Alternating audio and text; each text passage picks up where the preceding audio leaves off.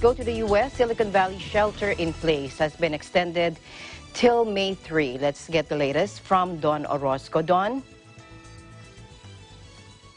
Good afternoon, Alma, and greetings to everyone. I am so happy to see Good to hear from you, Don.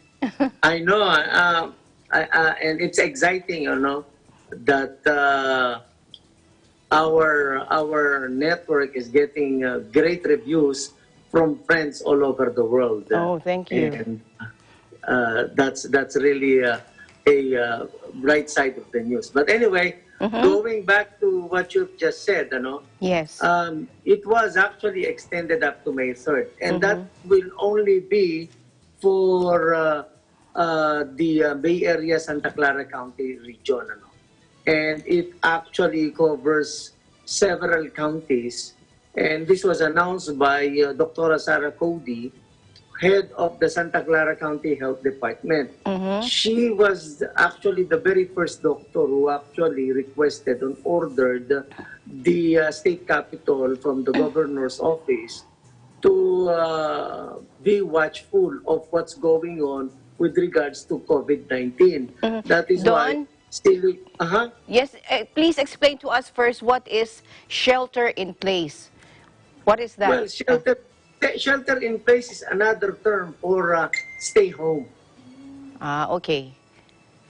So that's the what you call this, the trending term here in California, shelter in place. And this shelter in place, by the way, Almano, has a new member state, that's Arizona. Currently, there are 31 states that are out of the 50. 31 states right now are in shelter in place, stay home, lockdown policy.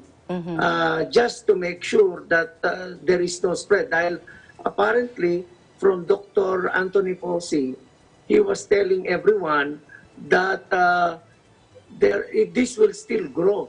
And that is why most of the governors reacted already by closing beaches and parks and anything that people will actually congregate.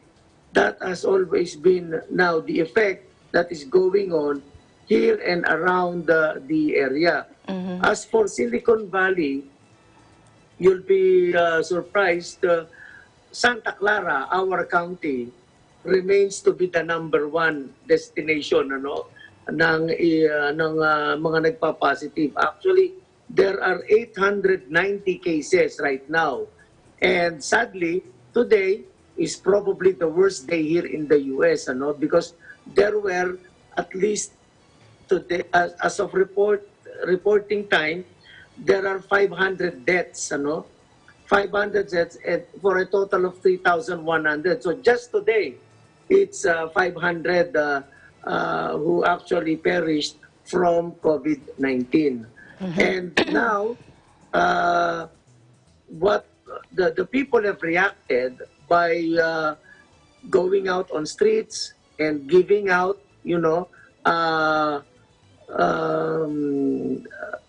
test kits, giving out disinfectants, alcohol, gloves, masks.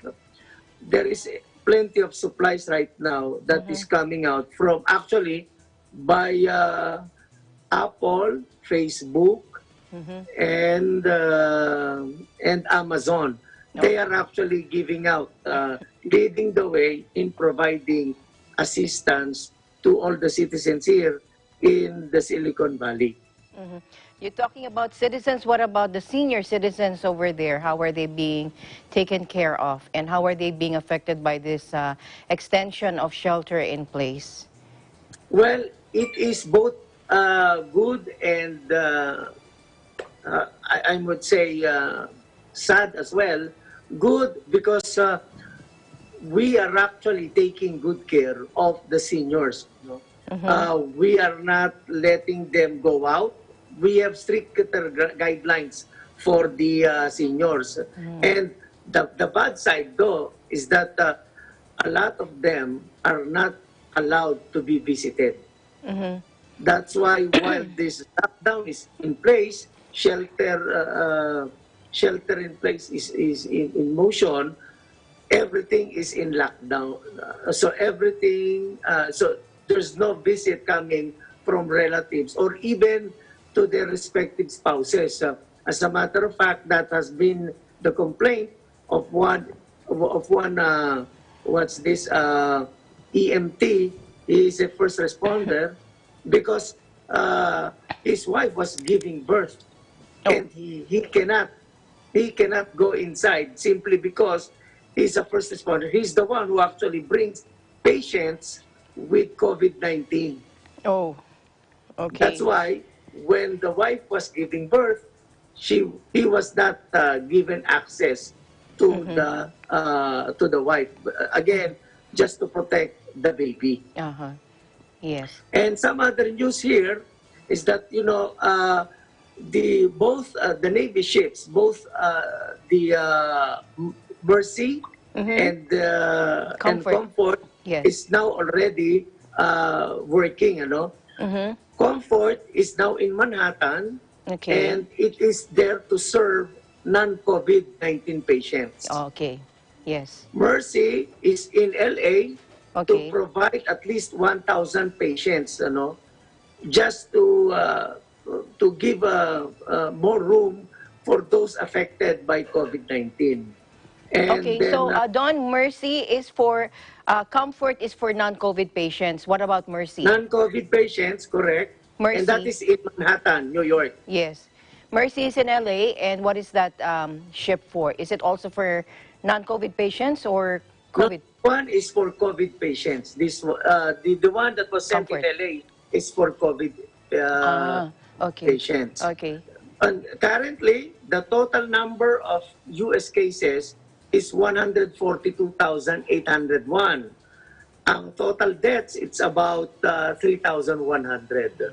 So, and they said it could be more. It hasn't been just reported as yet.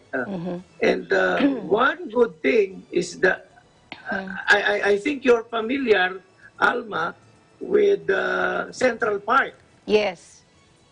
Alam mo, Central Park has been converted now into like a mini tent hospital.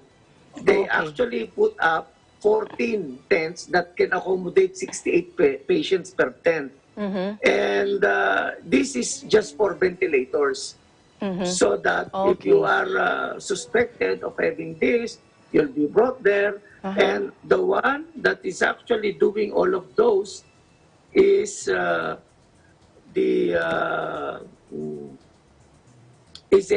non-government organization that has been present in practically all emergencies all over the world.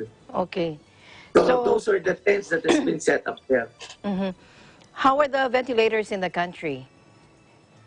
Well, we are Are the catching. authorities still at loggerheads, senators, and yeah? They are still at and then they are still are arguing about producing. As a matter of fact, the president already invoked a law that will actually require automobile manufacturers to come up with Yes. ventilators. Yes. And it's on its way, and hopefully we'll be able to come up with the numbers that is necessary in order to Don, defeat this yeah. COVID-19. Yes. How is the overall confidence level of the people there with the government's handling of the crisis? Well, right now, everyone is very anxious because with the extension, like for instance, schools, they think schools will never. We will just wait for the next school year. Okay. So now people, since a lot of us are unemployed currently or do not get anything, we are actually asking the banks for a mortgage forbearance, Okay. non-payment of apartment, and so on. There's a lot of things that's going on.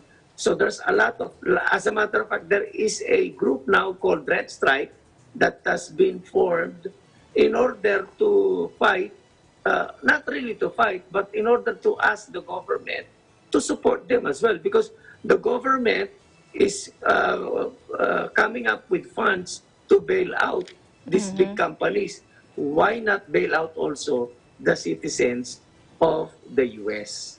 That's the base point. Okay.